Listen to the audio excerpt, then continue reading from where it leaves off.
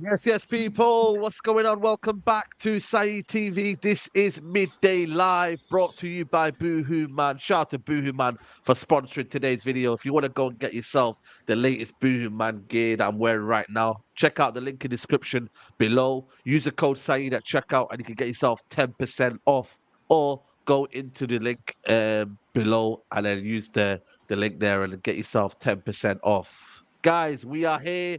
We're live. It's midday live. We're here, man like LB. You get me? What you saying? Come back from the rain. It's raining today. It's absolutely chopping it down, but that's Manchester for you, innit? What are you Nasty, saying bro. anyway? It's nasty. And Sav was talking about his holiday, man. It's hard out here, you know. It's hard out here, man. Get me out of this country, innit? Get me somewhere with a nice climate, bro. Yeah, absolutely, man. Absolutely. Um, well, Sava, welcome to the show. You've just come back from holiday. Mhm. Where did you go? Let the people know where did you go this summer. I was doing some scouting for Spurs. I've turned into the director of football for Tottenham. So I was out signing Solomon and Madison and no, I was in Spain with the wife. So yeah, yeah. Sorry to hear about the weather up there in Manchester, lads. Yeah, listen, it ain't easy. It ain't easy. Dan, what you saying, bro? Everything all blessed. Silence galore. Medical today for Declan Rice. It's all looking good, man. Yeah, it is so far, man. I hope it continues, bro. I can't lie. I hope it continues. The weather is actually quite nice here, man, in Essex. I can't lie. I think Sava's face. I don't know if that's still a little bit of holiday from before, if he's brought sunshine back with us, but he's fairly local like me, so it's nice and sunshine here, man. But big up for having me on, man, and look forward to this one, boys.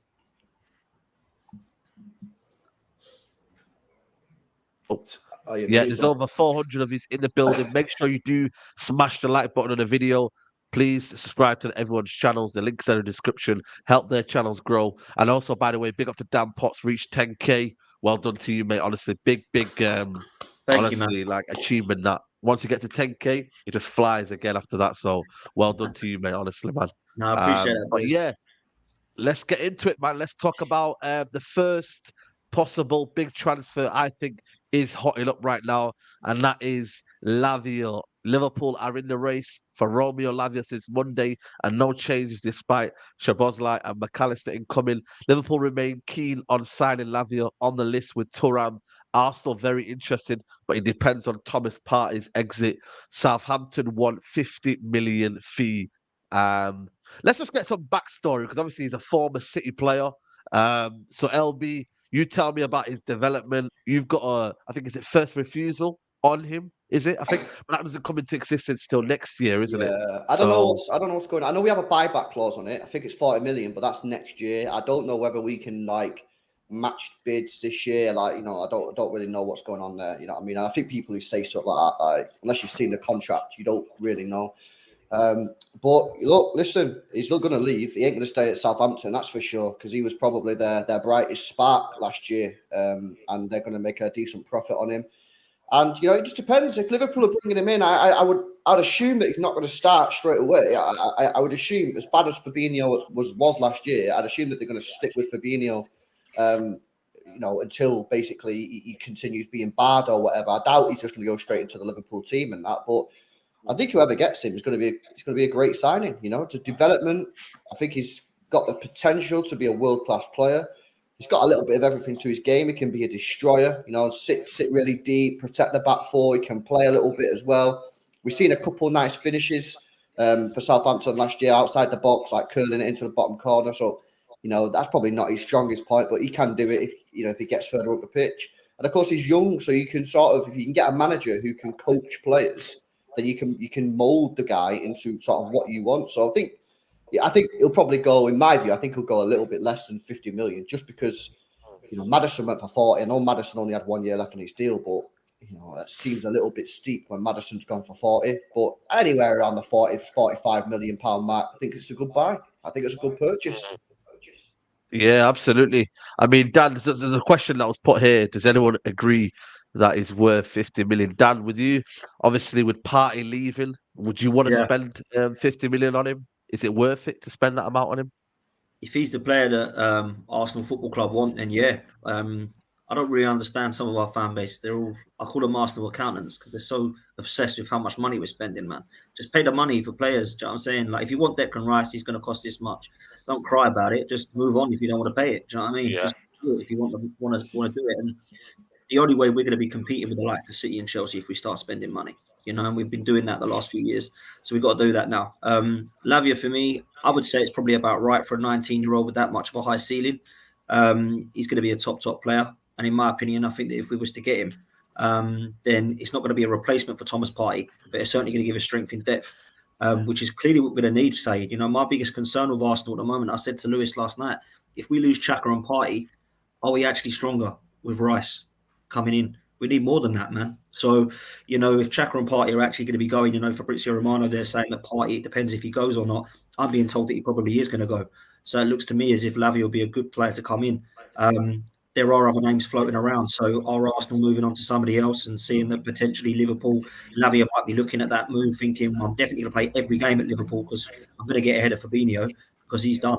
At Arsenal, it might be a fight between him and Rice, depending on what Arteta wants to do in that system. So maybe he's looking at first-team football opportunities more at Liverpool. I don't know. Yeah, absolutely. Big up to Lucas, says Saeed, just a donation towards the United Pigger Bank. Listen, man, we need everything we can. So I appreciate the donation, mate. I'll make sure that goes into. Well, to be honest with you, do I want to give money to the Glazers? Nah, I'll just keep that one, man. Who would have But thought of the four clubs that are on this panel? Yeah, United look the most skint. yeah, Crazy, it's isn't it? crazy. Just shows you, innit? Like, life is a humbler, innit? Like, you know, football's a humbler, as Grizz once said. But you know what? I think Lavia is a good player. A lot of people are saying, you know, he's too young to be still like getting this next top move, Sava. But who would you say suits more? Does he suit Liverpool more, or does he suit a Arsenal team that are a bit more progressive in terms of their football? Because he's a very, very tiny player. You know, he stood out in the Southampton team for me. Yeah, look. First and foremost, I think he's a really promising footballer. I think, and I agree with Dan. There's far too many accountants in the world. Like every time a fee is mentioned for a player, everyone goes, "Oh, they're not worth that." But when you're buying a young player, you're not buying them for now. You're buying, hopefully, for the next 4, 5, 6 years. You're buying, and it's what that price is. Like Declan Rice, 105 million. Let's be fair. If Arsenal have him in centre mid for 7 or 8 years, it's a deal, isn't it? So, look, Lavia for me, I think would be a great signing for both those two clubs. Will he be an immediate starter at both? I don't think he will. If I'm completely honest, I don't think he'll be immediate starter unless Arsenal lose both Xhaka and Partey. But I think if you want to go and play progressive football, one touch passing, knock it about, you go to Arsenal. If you want to be a little bit more direct, you go and sit in that Liverpool midfield. But I'm worried about them. I'm sure we'll come to that later. I'm Liverpool doing some good bits, but I think he's a good signing for anyone. It's just Spurs will not be getting him. Sava, do you think this is the right move for Lavia though? Because we spoke about the clubs here. Is this you just said, and I agree. I don't think he goes into either of these two teams and starts week in, week out. This age, in my opinion, yeah, when you're at this sort of age group between like 18, 21, I think the key thing, in my view, you've got to be playing football. Do you think this is the right move for him? Because if he went to, let's just say, for example, you just said Spurs. Let's just say, for example, he went to Spurs. Yeah, I'd imagine he'd probably play at Spurs. He'd play every minute. Would that not actually be better for his development, and then maybe go on to, not to disrespect Tottenham here, but then move on to like a City or whoever's challenging at the time in a couple of years? Do you not think for him that would be a better move? Yeah, I mean, look, this is the thing, right? It all depends on agents. It all depends on what's being said to the player, right?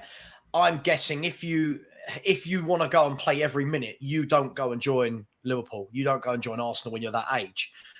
But if you're that good and you back yourself and your agent's telling you you're that good and the club signing you are telling you that good, you're going to make the big move, aren't you? Because it comes with the bigger money, the chance of trophies, you're training with better players. It's a tough one. We've seen it down the years, right? We've seen it down the years. Lots of players, they move young. They're judged. They don't quite make the first team week in, week out, and their progress gets stunted a little bit. So you're right. It's a double-edged sword, but you're going to join. Because for me, I think that I think I'm looking at Rice, and I know Rice I don't know if Rice is going to play 6 or in the Xhaka role. I think he's at the moment in time, if Partey leaves, it looks like he's going to play in that CDM role. But I'd back Lavia to overthrow Fabinho more than I think, obviously, getting in the Arsenal team based on the club. So for him, would you choose Liverpool based on that fact then? I think it's difficult, isn't it? If you go to Arsenal, if I'm not wrong, play with a 2-man midfield, and then obviously Odegaard has the free role in front. Liverpool play more of an old school 3 in midfield. Yeah. So I think he's got more chance in that formation, but it depends. Look, Arteta's not afraid to throw in a youngster, is he? So if he signs Lavia, puts him next to Rice, that could be a really good combo. So listen, I don't know. I don't know the boys. I don't know his wants. I don't know his needs. I don't know his ambition. But let's be fair. If your dilemma as a young footballer is, do I go and join Arsenal or Liverpool? You're doing something all right, aren't you? It's not the worst. It's not the worst. Sava's telling him basically to not come to Tottenham. Go Arsenal or Liverpool. I love that. Nah, it's just a huge decision, man. Because you look at other young players, and I know he was a bit older at the time, but look at someone like Sancho, for example, who was killing it. He was absolutely killing it over in Germany at Dortmund. He had the pick of the clubs. And the fact is, he chose the wrong football club. United was the wrong club for him. And look at his career now. I mean, it's completely fallen off to the point where, a lot of United fans don't give a fuck if he stays or leaves. So I think you're right. It is a big dilemma, but he has to get this decision right, man. 100%. Big up Roland Smith says, big up Potts, my favorite YouTuber. We're going to be living La Vida Loca. So, listen, that might be the new song. You just gave it Arsenal new fan new song. But yeah, guys, over 1,000 people in the building. Make sure you do hit the like button, people. Minimum 500 likes for the video. Big up to everybody watching. You know what, though? It did say on the report that they're looking at Lavia and Thuram, not just one or the other. So they could buy both. Like, you know what, guys, man? Liverpool, do we genuinely think they could be back next year? Or are we still, there's a lot of defensive issues still there for me. I think they need another centre-back. Van Dijk, for me, isn't it anymore. But someone maybe a bit younger that can be, future. Matip is probably going to get sold. Like, I'll start off with you, Dan. Do you think Liverpool can be back next year? Yeah, I was speaking with Lewis and the lads last night on my channel, talking about who could be back, and we're having a debate about why Liverpool could be back over Arsenal. And I do feel that Liverpool could be back if they sort their midfield and their centre half out. I do think Van Dijk still got it, but I don't think he's got 40 games a season in anymore. I think they do need a centre back for me. And if they're looking at somebody like Mark Guehi, then that would be a very, very good signing for Liverpool, in my opinion. And then in the middle, they're looking at Thuram and Lavia. I mean, add that to Szoboszlai and to Alexis McAllister. They've already got, I've always said this, that Liverpool have got great stuff going on around the outside of their squads, right? So they've got a great goalkeeper, they've got great fullbacks, they've got fantastic wingers like the Jotas and Diaz and Salas of this world. And up top, they score goals. It's not really their problem, but their kind of middle has just been shattered over the last season. And I think if they improve that, they've got the manager there, they've got the players that know how to do it. I've got no doubts in my mind that if they get the transfer window right, Liverpool could be back. And by back, I mean challenging with Manchester City at the top. Sava, what are you saying? Is it too premature, knowing that the problems that they had last summer? Because I spoke about it on my channel on the debate show, and I said they've identified a key weakness. It was a midfield. And I had a friend, James, he was saying, no, they've still got problems. We've got depth. We've got this, But I just said, you know what? Liverpool don't really have 2 bad seasons, do they? They're normally strong at coming back from a bad season. Yeah, I think the last sort of 12 games of the season were almost a little preview of, hey, here's what we actually are. Look, they struggled. They did struggle in patches last season, but I think they went their last 12 unbeaten. What was it, with 8 wins and 4 draws? Somebody in the chat, best thing about YouTube, someone will tell you if you're wrong. I think it was like 8 wins and 4 draws. They scored goals for fun. Trying out new ideas with Trent Alexander-Arnold coming into a position where he's actually on the ball more, which is better for him because he's better going that way than he is coming this way. McAllister is an absolute snip. I'm not even going to attempt the guy they bought from RB. I've tried it about 20 times in the last 2 days. I don't think I've got it right. What? Szoboszlai. Szoboszlai. Okay, Szoboszlai, good player. McAllister, a good player. But I think Dan's right. Their problem, listen, they don't need forwards. They've got 6 blokes that between them will all score goals. They will. They've got good young players coming through, the likes of Curtis Jones, Harvey Elliott, is it Bashetic, who is in there as well? They've got good young players. I think Dan is right. I think they need to shore up that centre mid, centre back, and maybe a breakthrough year for Konate. Maybe this will be the year that he turns into a bit of a monster. Maybe if I was Liverpool, I'd be looking and asking the question about Laporte. And that sort of a signing for me. If I'm Liverpool, I think it puts them right back in the conversation. And that's the fact that they've not got Champions League. Good one. Yeah, there's no way City would sell Laporte to Liverpool. Not a chance. No way. I'm just listen. Yeah. You sold Milner. You sold Milner in the past. No, he went on free. Was he on a free? Yeah, he went on a free. Okay, fair enough. Yeah. My bad. But yeah, I think once they get a new centre half, like Potsy was saying there, if it is someone like a Mark Guehi, if there are good centre halves across the world, if they go and get someone, which is why, as a Spurs fan, I'm worried. I feel like they're going to dip in at the last minute and probably take someone like Tapsoba. But listen, they're a good team. I think so. Football fans, we do things way too easily. Like last season, it was, oh my God, they're dead. They're a dead team now. All their players are finished. They're all terrible. They're dreadful. They're never going to get European football again. I think they're going to be right up there. I think they're nailed on for top 4 this year. As I spoke to Dan last night, I think they're going to be our main title challengers next year. I agree. I think that I think they're making the right moves. And people talk about the defence here, but what was happening last year is that the defence was getting exposed because their midfield was ass. It was ass. So their defenders were getting exposed one-on-one, and they couldn't deal with that. And I think that I agree that they probably could do with some reinforcements at the back. But I think the main issue for me when I watched Liverpool last year is that their defenders were going one-on-one with attackers. And you never used to see that when they used to have like Henderson, Wijnaldum, and whoever else was in the middle, because they just used to stop it all. And then so I think that they're making progress in that sense a little bit. Obviously, they are probably changing that sort of profile of player to a more sort of possession-based team. But I just look at it, they've got no Champions League next year. And ultimately, I say this all the time, but you only need Salah to turn up about 80% of his sort of ability, and boom, they're back up there. Maybe Nunes could be a big season for him. I agree, bro. I think Nunes is going to have a better season than last year. I think Diaz was injured pretty much all of last year as well. And I just think, for me personally, Arsenal fans don't like hearing this, but I think that they will be back next year. I think they'll be our main title challengers. I agree.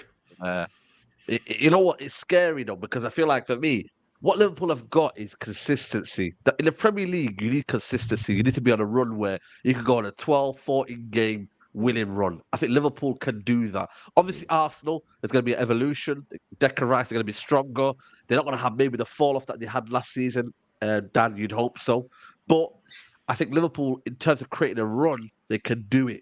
You know what I mean? And that's what the key element is. Obviously, I still think the back line, they need to sort that out. I think there's still areas. Robertson, I don't know if he's the same player anymore. Trent might evolve into being that midfielder role. We don't know yet. But, Dan, is it a case of we need to step up as well in terms of what we're doing as well in terms of depth? Because if I look at their midfield right now, I think Toby yesterday on the group chat, he listed all their midfielders, right? And it was actually scary how many they've got. They've got Elliott, Bajetic, Hendo, Szoboszlai, McAllister, Fabinho, Thiago, Jones, Lavia. And if they get Thuram, that'll be like 8, 9 midfielders. Obviously, that's what they struggled in last season because they didn't have any midfield depth. Added to the attack, if they can get the centre-back sorted out, that's where they need to go for next, I think. Yeah, 100%. And, I'm kind of... I understand why people think Liverpool will be back, and I'm one of those people who said that a few weeks back now, saying if they sort the transfer market out, they'll be back. I think Arsenal will be up there again.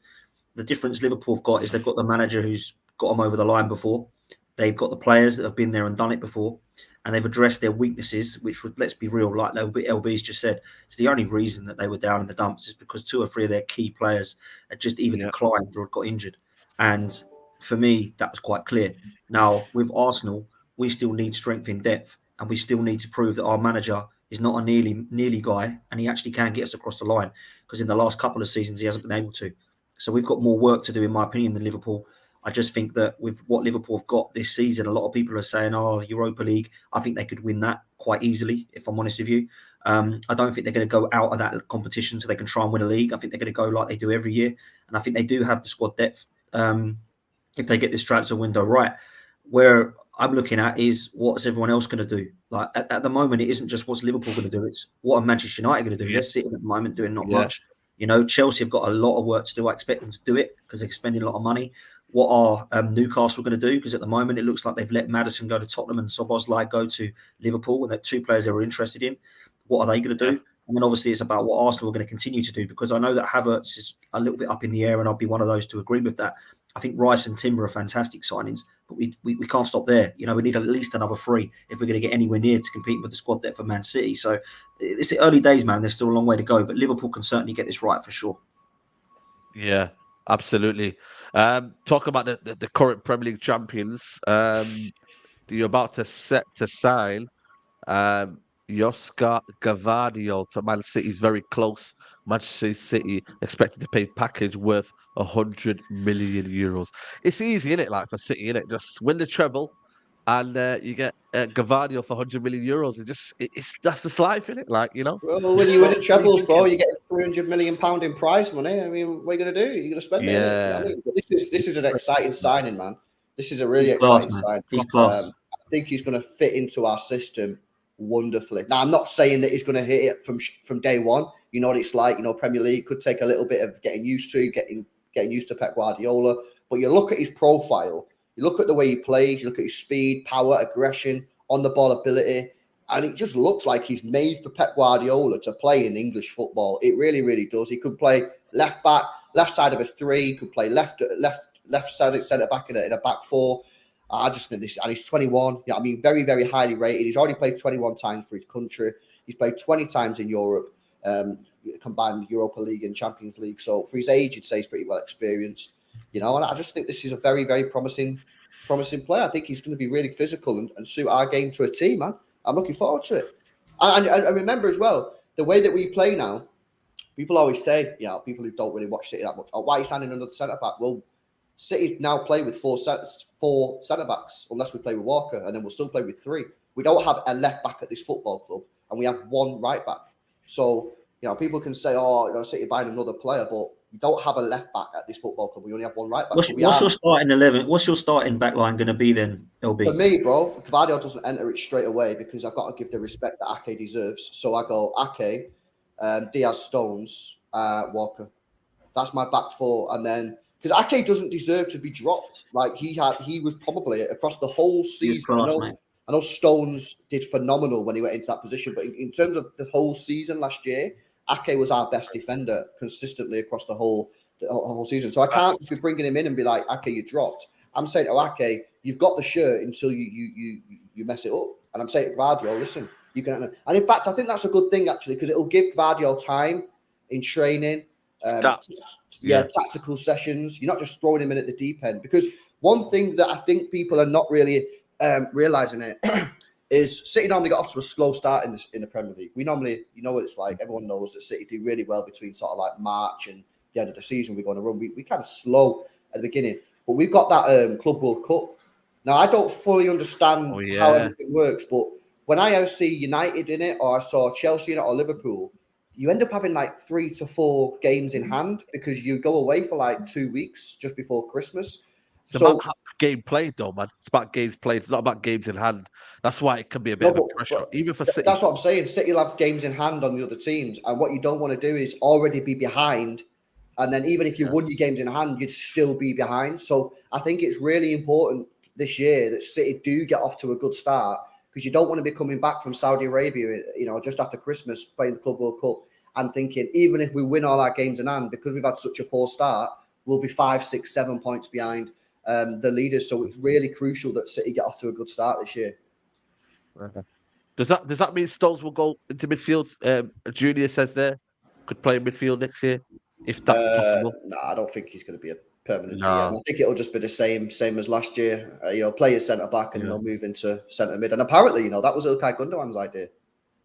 Yeah. Because what was happening You is know, Pep Guardiola was playing Rico Lewis as the right back, and he went into midfield, and it wasn't really working. You saw it okay, and then apparently Gundogan was doing it because he was coaching our under-16s, and he was the one who said to Pep, "I've been doing what you've been doing, but with the centre back, not the right back." And apparently that's how Pep decided to switch it from the right back to John Stones. Now, whether that's true or not, but it's been reported by a pretty good source. So, yeah. there you go.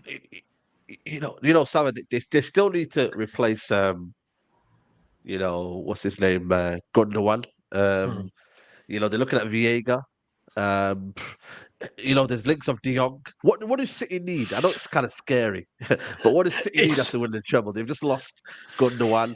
They're probably Same going to lose message. Bernardo Silva, but in that midfield there, I think they're a bit light now. I'm not sure about Phillips, if I'm being honest with you. What do they need in that midfield? Do you know what? It's horrible, isn't it? Like I sit there as a Spurs YouTuber every day. We're arguing about, oh my God, should we get this player for 15 million? And who's going to buy Eric Dyer? And I think, what do Man City fans complain about? Like, oh, is Foden or Grealish going to start this week? It's tough. Look, Man City, you just know that whoever Man City bring in, fans, I'm seeing it in your chat now. Fans will write. I'm already seeing Man City being written off. Oh, Walker's finished, and Man City need loads of new players. And listen, Pep Guardiola's a master. Yeah, Pep Guardiola knows when to move players on. He knows how to when the squad needs refreshing. He knows when the tactics need refreshing, and he will move players on that other people, other managers and fans look at and go, what are you doing? Like Cancelo, everyone went, oh my God, Pep's lost the plot. Look at what he did. So I think Man City will be fine. I mean, look, if you look at it in their midfield, what they got, Rodri, they've just signed Kovacic. He's a very good player. He'll thrive. He'll get a new lease of life. Forgot. Playing for Man City. You got De Bruyne still there at the moment. Bernardo Silva's there. Grealish, Foden, Mahrez is still there. Haaland, Alvarez. They'll go and buy a couple more. People will judge them, tell them they've had really bad first years because they don't understand that Pep Guardiola for year one kind of, makes you learn the Man City way. And Phillips as well. Yeah. Yeah. Right. Eat, sleep, repeat. People we'll see it. Listen, as LB, as a Man City fan, you must see this all the time. Everyone constantly going, oh, this player, what a bad buy. This is bad. Oh, Pep's lost it. Oh, the players don't want to play for him anymore. And you just reinvent yourselves time and time again. And it must be. That's what you got to do, though, Sava, innit? You can't stay stale in this game. You've got to keep moving. And, people who are saying that, I mean, have they just forgot the last 7 years? Under Pep Guardiola, we've lost Vincent Kompany, Fernandinho, David Silva, Sergio Aguero, Yaya Toure. We've lost all them players under Pep Guardiola, and we just won the treble. So anyone sat there now going, they've lost Ilkay Gundogan, it's game over for Manchester City, you honestly need to give you a head of wobble, man. You know what I mean? Like, seriously, this guy can reinvent the game. Like Savage just said. Head of wobble. Give your head a wobble, man. I mean, what evidence? There's no evidence to suggest. Liverpool did that, LB. Liverpool did that last season. I was on a show with Grizz and a load of Liverpool fans at the start of last season, predicting Liverpool to win the league, and this is why. They've bought Haaland, but they won't be the better. They've lost Jesus. They've lost Sterling. They've lost who else did you lose? Lost somebody else. And I was thinking, I disagree with that. I think Man City will win it. No. It'll be Liverpool. You'll see. Now, members of the Arsenal fan base doing exactly the same thing. Oh, Gundogan going, Bernardo Silva will be lost. This won't be the same Man City side. We'll definitely see Laporte going, oh, this won't be the same. I don't know where they get it from. It's very, very bizarre. I think it's hope, not belief. I think it's the hope. I also think, Dan, that some people don't realise just how good Pep Guardiola is as a manager. In my opinion, he's the best manager ever. That's a good point as well. I think he's like generational, and I don't think that people fully respect just how good he is. I think it's lazy, isn't it? It's really lazy analysis. People have said for years, oh, he just spends money. Let's be fair, all the managers in world football, especially at the big clubs, spend money. But there's a difference between spending money and building a team every now and then, and spending money and building what Pep Guardiola does time and time again. Next year, I'm sure you'll do something slightly different. Maybe you'll start how you ended the season. If things don't quite work, what will happen is you'll be 4 or 5 points off the top. Everyone will go, "Oh, this is the year City crack," and then I'll say the same thing. They'll get to January and they'll go, right. I almost feel like they have a team meeting at the end of January and go, "Is now the time? Should we kick on now, guys? Come on, let's go and win."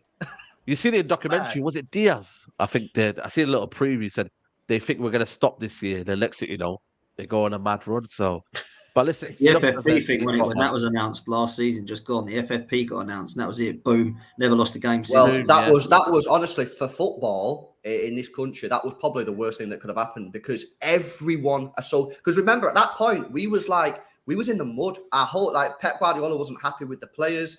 We were watching football. It was horrible to watch. It was boring. Yeah. We weren't scoring goals. It was shit football. And then soon as that got announced in the morning, everyone associated with our football club come together and were like, they're coming for us again. It's us against the world. Let's go and fucking do it. You know, the fan base united. There was no more moaning about it. The players got together. The manager, everyone got together. And then it was just full steam ahead. Let's fucking have it. So, yeah, that was, who knows what will happen with that. But in terms of last season, that really, I think, galvanised our whole football club, man.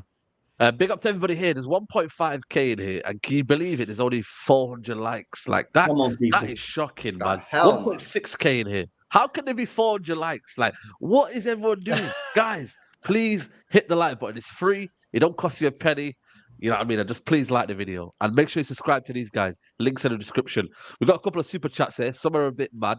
But Joe Holloway says the Spurs get 2 new centre backs could make moves next season. We will talk about Spurs next. I'm going to wait for the Lucas question less, but Dan Arsenal going Mbappe. That's Mbappe, but listen, we'll move. That's your answer there. Assad says Spurs are close to signing Chiesa. Thoughts? I've not heard anything about that, but we'll talk about that one as well when we get to it. Arsenal should go for Tony, offer 50 million now. Well, he's not going to play till January, so I doubt you're going to pay for it now. And Zayn Miassi says here, Timber going better. Timber better than Gvardiol. Plus, we're getting Laporte. We could be getting Laporte. Listen. Go on, Zayn. Zayn Miassi. You know what? Because I said he backs Arsenal, so fair play. Yeah, but their manager's draining, isn't it? You know what I mean? I know. This question here, before we go to Spurs, panel question: which of the big clubs will surprise and be in turmoil next year? Early prediction. Right now, for me, I don't think Man United are making top 4. I've said it right now as it stands. I don't think Man United are making top 4. I don't think we've done enough to again get to the next level. But that's my own opinion. I think Liverpool will get back to where they want. I don't think that's a surprise. I think Newcastle will have a drop-off next season. And I only say that because of the Champions League football. They won't have a mad drop-off, but they will maybe, because I don't think they've added enough. I thought they would have got a left back. Obviously, the window's not closed yet, but they need more. They need more depth as well. So I'm saying Newcastle maybe drop off. And Dan, we'll go start with you. What do you think? Early predictions next year? Yeah, I'm kind of with you. I don't know what Man United are playing at, if I'm honest. Like, everybody's making moves now, and I know it's early and it might go bang, but Manchester United need to sort their ownership situation out and go and not let it affect their summer window. Otherwise, their season's going to be affected. So at the moment, I can only predict it from as it stands now, Saeed. I would put you guys in trouble at the moment, which could change. I don't know if they're big enough, but I do fancy Aston Villa to have a really good season. I really like what Emery's doing. I think they're going to spend. I don't think they're going to go title race or anything crazy like that or top 4, but I do think they're going to have a good season and win something and potentially flirt with European football again through the league. But yeah, if I had to pick one to drop off, I probably would go with you guys. In terms of surprise, I don't know that Arsenal or Liverpool would be that much of a huge surprise if they go for a title challenge now. I think the season just gone, potentially Arsenal, of course. But again, I think Arsenal, a lot of people would not be surprised by it. Having spoken to some of the neutral fans, I think they should be surprised because everybody's written Arsenal off already. They think it's a fluke season. Arsenal are going to scrape in the top 4 and it's going to go wrong. So if we go for a title race, I expect everyone to be giving us our flowers and surprised, man. So let's see what happens. LB, what are you saying? I don't think, because I think the question was who's going to have a surprisingly bad season. I don't know. So I don't think United having bad season would be a surprise the way that you're moving, because you're moving exactly. shit. I do think that Newcastle, because this is I said last night to Pete, the Newcastle fan, I said I think that a good season for Newcastle next year would just be get back in that top 4, and I don't think they will. Because as well, I think teams are going to play differently against Newcastle this season. I think teams are going to respect them and come away and go, because, right, listen to this, yeah? We went to Newcastle early last year and we got a 3-3 draw, and coming away from the game, we were like, fuck, man, that was shit. I think teams are now going to go there and think, you know what, if we get a point at St James's Park, it's a decent point, you know what I mean? And I think the smaller clubs, teams down the bottom, I think they're going to go there now and just say, you know what, shut up shop, let's take a point, and it's going to be more difficult for them to get the point. So I think Newcastle could have a bit of a dip, and United not getting a top 4, I don't think it's going to be a surprise to anyone at the moment, based on current transfers. Sava, what are you saying? Yeah, I mean, look, I'm always hesitant to give opinions when there's so much of the transfer window to go. But as it stands right now, I mean, you'd have to say, look, Newcastle for me are going to do bits. But this is a really difficult year for them, because it's all well and good having a year where you play once a week. It's all well and good when you've got 11 players and you can, all right, you might dip into player 12, 13, 14, 15. Now, when you're going into a season where you're going to be playing Champions League, you can't do that. Yeah, you need bigger squads. So for me, it's going to be, I'm not knocking them. I think they're a very good team. I think they will grow, but this will be a transition year for them. I've said it about Arsenal as well. The reason I don't think Arsenal will be as close to City is because of the Champions League. I don't know at the moment. I always caveat this at the moment, whether or not they've got the depth. I agree with what Dan's really early statement in this show, where he was talking about, are Arsenal that much stronger depth-wise? All right, Rice is an upgrade in the 11, but does it really upgrade the squad as a whole for depth and for competition? And I think what people are forgetting as well, you've got to factor in Chelsea as well. Chelsea are going to be playing once a week. Chelsea. Right? Yeah. They're going to be playing once a week. Pochettino will get them organised. Right? If there's one thing that man likes, it's young, hungry players that he will make them into a pressing team. They'll all work hard. I truly believe they're about to go on a spending spree now that they've just let go about, 98 players so far they've sold this summer or something. Like they're going to... And counting. Today latest. Absolutely. So I think they're going to go and buy more forwards. I think they'll buy a goalkeeper. I think they'll buy another midfielder. But it's so difficult to judge who's going to finish where. But Aston Villa's a good little shout. They're making some nice little signings as well. People like Pau Torres at 32 million euros. You know, Tielemans on a free. 32. I thought it's 55. No, 32 million euros. That was his release clause, but he only had 1 year left on his deal, so they managed to get him cheaper. So it's going to be interesting. Wow. And then I know this was about big clubs, but then we don't know what's going to happen down at Spurs. We don't know if playing once a week is going to be good for. I thought this was about. I know what's going to happen at Spurs, Sava. I'm joking. Yeah, I know as well. I mean, I'm just trying to. Don't go anywhere. But Zayn Biassi saying the Arsenal parade for getting Rice will be bigger than the United parade for that BTEC FA Cup. So what? Trophies are bigger than are not bigger than players. Then is that what we're saying? But listen, man, enough of that waffle, guys. 1.8k in here. That's crazy numbers for a midday show. You know what I mean? So big up to you guys. You guys are enjoying the show. Hit the like button. Make sure you guys are following Football Heritage. Where are you close to now, Sava? What's your latest number? My next milestone is 7,500, going just over a year. So, not quite as big as you and Potsy there, but you're gonna get there. You're gonna get there, man. Yeah. Coming up nicely. So if all 1,800, then we'd nearly be at 10k. So feel free. Yeah, exactly. And obviously, City Extra, biggest City channel out there. So make sure you follow him. And obviously Dan Potts as well. Let's get him to 15, then 20k. So big up to everyone here. Tottenham, they've made a signing. There's a bit of a dispute online, Savo, as to whether this signing is would you say a good signing or penny pinching in terms of Levy? Because it come out of the blue. I'm going to bring it up here, but tell us about Solomon. He was at Fulham last year. He started off well and then never made the first 11 as much as he could. But Solomon, free transfer. What are you saying? Yeah. I'll put it up on the screen right now as well.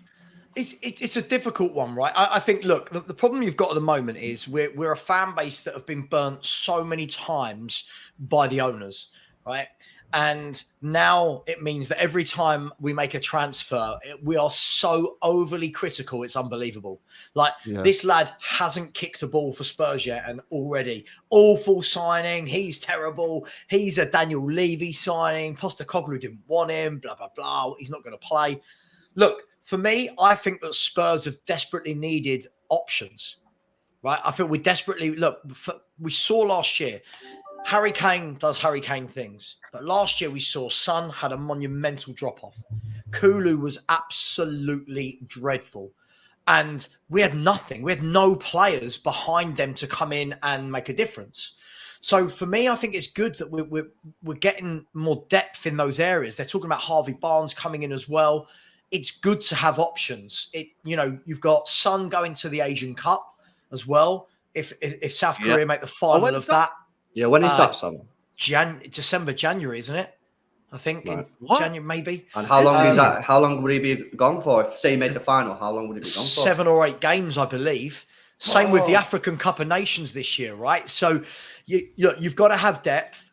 Look, you can look at it two ways. Is it penny pinching, or is it a steal? Is it a bargain? Steal, yeah. You're not. I don't think anyone's stupid enough to look at this buy and go, oh my God, this guy's going to come in, revolutionize us. He's going to play every minute.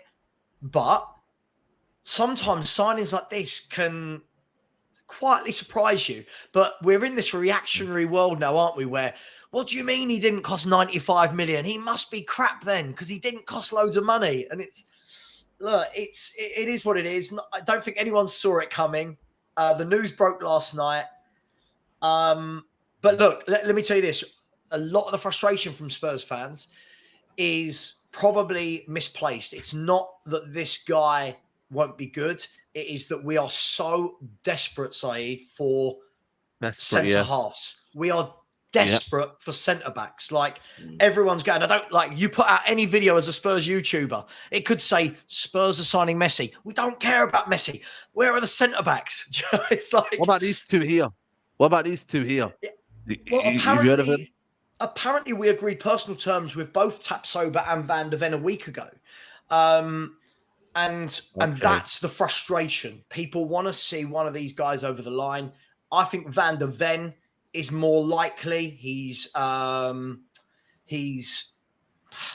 cheaper. If I'm going to be brutally honest, I think Tapsoba, you're going to be looking at about 45, 50 million euros. I think Van der Ven fits the mold. We need a left-sided centre half. He's big, he's strong, he's quick, he can play. But I think until we get that, no one's going to really care about anything else. We've got our playmaker now. We've got Maddison. Everyone's happy. That's finished now. That's old news. No one cares. Centre-backs. Get us centre-backs. I think Solomon is actually an all right signing, Sava. Like, if you can keep him fit, it's been fitness, it's been injury problems with him. But actually, when he plays, he looks lively. I think for Fulham, he was scoring. I think he went on a run of about 4 goals in 5 games or something when he did play. Yeah, and he scored the same amount of goals, the same type of goals as well. Remember, coming off the left, and then boom. Yeah, so I think this could be an exciting one. And I think you're right about Son. Son's form just went off a cliff last season. But also, more importantly for me, I think you look at it and think, I think Tottenham's signings at the moment, they're making sense for the positions that you need, but you do need to actually add centre-backs as well. So, and I think you will. I've got no doubt that you will. It's just a shame. The worry is, Dan, the worry is that, the Barcelona president's come out today, is it Laporta, and said that a deal is close with Tottenham for Longley. And it's that sort of signing that when Spurs do Spursy things, sorry for any Spurs fans in the chat that hate that word, when we do Spursy things like signing Longley, who isn't very good, for 5 million, it takes away from a signing of a Maddison. Yeah, because we go, oh my God, a playmaker, we've not had one for 4 or 5 years, to what? We're buying Longley. And that's where people are so frustrated with the club that it feels like it's one step forward and then we do And then two you got steps Eric, back. you got Eric Dyer signing a new deal. I mean, what is going on Mate, there? don't. The I'd thing is for rather- me, Sava, is like Spurs. Like, I'm a City fan, and obviously I want City to win and I want everyone else to be shit. But like at the same time, I'm also a football fan, and I can recognise when a team is close. And I don't know, people might laugh at this, but I don't think Spurs are a million miles away from seriously Keep Harry challenging. Kane, though. If, They've yeah, got to yeah, keep Harry with Kane. the asterisks, they've got to keep Harry Kane. But if they can keep Harry Kane, and get obviously they got Maddison in, get Son playing better than last year, which he will do, get Kulu playing a little bit better, and strengthen that defence. They have no European football. Harry Kane will score 25 plus goals next season. Yeah. I think they can make a realistic charge for the top four. And who knows, a little bit of luck, they could even be in a title charge. But the problem with Spurs, and Savage just spoke about it, is when they need to get the checkbook out and go big, they go, nah, we just don't really want to do it. And we'll tell you what we'll do. We'll sign Langley from Barcelona because people will look at it. Oh, he's from Barcelona. He must be mega. No, that is fucking terrible. All they need to do is go out there and spend £50 million on a proper defender who can actually defend. And then they have a core good team. But, you know, they just like, they're so frustrating sometimes as a football fan because they're just so close, and then they just go. Yeah, but LB, the problem is above, mate. The problem is above. It's not just players and managers. Look how many managers there's been. Levy will not do it, mate. Levy and Enoch will not do it, and that's why Tottenham will never go anywhere. I'll tell you why. They're too interested in making trying to get Champions League money. No, zero ambition to do anything more. But I'm not even saying spend like. But they want to turn it into a tourist attraction. They want AJ and Fury fights there. They want Beyonce singing. Surely if they want AJ and they want the boxing, they want Beyonce. Surely they want big Champions League football. And I'm not even saying they have to go and spend 200 million, because when you've got a player like Harry Kane in your team, you don't even have to do that. You just have to get decent players. You don't have to go out and sign the Van Dijks, the Ruben Diaz's. You just have to not sign but this is what we've done, man. LB. This is what we've done in the past, right? Is Spurs in the last 10, 15 years have made top four quite a lot. And we get to top four, and the problem is the mentality of the owners has seeped through into the fans. We get to top four and everyone goes, brilliant, we've made it, we're done, right? What we don't ever do is use top four as a platform to kick on. Yeah. And the problem you've got is where we are. Look, I know football is a business, right? But where we are so run as a business more than most football clubs, I think would be fair to say, is the amount of money it would cost to kick on from fourth to challenge isn't worth the prize money in terms of what you get for finishing first and what you get for finishing fourth. The difference isn't that big for Daniel Levy. So for him to go out and buy what's needed to win titles, I don't think is a priority. But more than that, I'll be honest, guys, more than any of that, it's been that we've never had a plan. Yeah, because I'm not a believer that you have to go and spend 78 million on each player. We've never had a plan. That's true. We've never had scouting. We've never every summer when we buy players, it's kind of like, what is a Spurs player anymore? We used to know what we bought, and that person fits a mold. You know what a Man City player is. You now know what an Arsenal player is. I look at Spurs and we go, right, Perisic for 30, who's 33, can't run. Jed Spence, who's 21, won't get a gap. It's sort of like, well, what are we doing? Then you've got Fraser Forster coming in on a free. It's like, it's just a mishmash of players coming in with no plan, no structure. The thing is, though, Sava, as well, just quickly, like you just said there, you're the owners and obviously Levy don't want to kick on and spend that money. But I'm not even saying spend any more money. I'm just looking at allocation of money. Last year, you spent 18 million euros on that Edozie and 14 million euros on Jed Spence. Now, who knows? Maybe they'll come on and be good in a few years' time. But that's what, 35 million quid? I'm saying if you would have just put an extra 10 million on that, that's 45 million quid. You could have gone out there and got a solid defender. So I'm not even saying spend more money necessarily, although I would say spend a little bit more. I'm just saying, instead of getting these 15 million pound players who may be good, maybe not, it's a gamble. Just don't do that and go and get one solid defender who can just improve it. And I just think the whole mentality is just, honestly, I just think it's fucked, man. Mm-hmm. I agree. Listen, I'm not a deluded Spurs fan. I completely agree with you. I Shots just feel fired. that. Listen. Do you know what? There are Spurs fans that will fight this and they'll argue it, and I see them embarrassing What themselves the arguments on are? YouTube channels. Well, listen, some Spurs fans think we're much better than we are. This is the problem. Some Spurs fans think we're this massive club. We're not. We're a big-ish club, but we're a club that's been run really poorly. And sometimes it doesn't matter how much money you spend, because believe it or not, right? This is Daniel Levy spends money. There's a myth that he doesn't. We spend money. We just spend it really poorly and with no plan. That's what I'm saying. Yeah. And if you keep doing that, then you're going to be in trouble. And now the problem you've got is Postecoglou's coming in, who's got a completely different way of playing to what Conte did. So you need completely different players. It's a completely different formation for a start.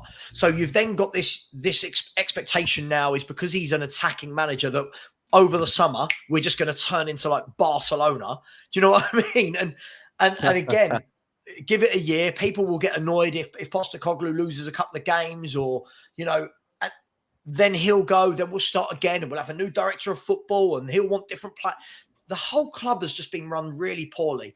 And I'm hoping the tide will change now with someone like Postecoglou. And that's why when people were having a go, when I said I think it's a good signing for the club, Postecoglou, everyone just wants the top managers, but the top managers we're not ready for. You've had that in the past. Agree. Yeah. And it's not worked. So No. Exactly. Don't give them what they want, though, Saeed. You can't get United did it with Mourinho. You can't get these big managers in and then rein them in. You've got to look at Pep Gvardiol. The reason he does so well at Manchester City is because when he says, I need a new right back or I need a new left back, we go and get one. United did it with Mourinho. He wanted a centre back, didn't get him one. Yeah. Mourinho. Yeah, but LB, that's expectation, isn't it? This is the problem. So a lot of this happened with Conte and Jose. But if we go to the recent years with Conte, people were like, oh my God, Conte wants Bastoni, just go and get him. Cool, but we're still Tottenham. Just because Conte wants him doesn't mean that Bastoni turns around and goes, doesn't mean that Bastoni turns around and goes, oh, Tottenham. No, he's going to have bigger fish to fry. That's why, for me, it needs to be done cleverly and with managers that don't expect the world right now. And that is why when Conte came in and everyone was going, oh my God, you're so ungrateful. You don't know football because you don't want Conte. I said, this guy's not Spurs. This guy's going to get really frustrated. Yeah. This guy's going to want Bastoni. This guy's going to want people going, oh, just buy Gvardiol. Yeah, all right. Yeah, come on. He'll want to come to Spurs, won't he? And play centre half with Eric Dyer. I get what you're saying about the Bastoni. Yeah, I get what you're saying about the Bastoni. I think you're underplaying it a little bit because Spurs are still huge. I think the thing for me is, are we? Are we yeah, huge? You're a big club, and you play Champions League football, and you had Conte as your manager, right? So again, I think it comes back to the allocation. Okay, you can't get Bastoni, but you're telling me there's no one else out there that they could have gone and got instead of getting Destiny, Udogie, and Jed Spence. This is the point. Hang on, the report. He'll be a good player, though. That Destiny guy. He's a good player. Yeah, he'll come in. He's at the club right now. But this is the problem, right? Is the reports at the time were from all of the people like the Alistair Golds and all of the people like Dan Kilpatrick that cover Spurs, was that Conte wanted one of these two centre-halves, and the two centre-halves apparently were Bastoni and Gvardiol. And if he couldn't get them, we went and got Longley on loan. Now, for me, I think this is the problem. When you hire a manager that is used to working with the very best players, and then a younger player that needs coaching is offered to them, they turn their nose up at that. They don't want that. Conte's not sticking around anywhere long enough to bring through a 20-year-old centre-half and coach him for 2, 3, 4 years because he spends 18 months at clubs. A Postecoglou might look at a younger centre-half and go, yeah, give him to me. I can work with him. And that's where I think bringing in a Conte, bringing in a Jose, hence why it wouldn't have worked with Luis Enrique. Right? These top managers that Spurs fans wanted, we're not learning. You've got to learn as to what has happened in the past. Just my humble opinion, of course. I do think it could have worked with Conte, though, man. I just think that they needed to get him a centre-back. Yeah. A proper centre-back. I don't think it was ever going to work with him, mate, because he made it about him. It was a circus. Every single interview, every single press conference, it was him, toys out the pram. And it's sort of like, mate, listen, yeah. you're It was at a bad Tottenham fit. now. It was a bad fit. A guy who wants to win desperately for a club that just doesn't want to win anyway. So it was a match that was never made in heaven. But I guys, agree. we're gonna wrap it up here, man. There's still 1.7K in the building. Lucas says here, great show, Monday regulars. Yeah, this will be the Monday regular to the start of the season. So make sure, guys, to lock in every Monday. It's called Midday Live. It's been a good one, man. Honestly, very, very good show. Still, again, 1.7K in here. If we can get to 1,000 likes, it would be great. I know we're not going to get that, but if you get to close to 1,000 likes, that would be absolutely amazing. Big up to everybody who's been here. Dan, it's been a pleasure, mate. Honestly, nice one for coming on as usual. Let them know where they can find you. Top man, always a pleasure chatting to you three, man. And yeah, I hit 10K last night, people. So that was an amazing achievement for me. So thank you all so much for supporting my channel. Football's 12th Man podcast. If you do want to come over and subscribe, content every day, all transfers, all guests that you'll be very, very aware of. So yeah, man, and big up Saeed. Absolutely, man. Absolutely. Sava, it's been a pleasure, mate. Let them know where they can find you. Yeah, no, thanks for having me on. Yeah, Football Heritage TV, mainly Spurs, but I like to dip in and out of some other subjects as well.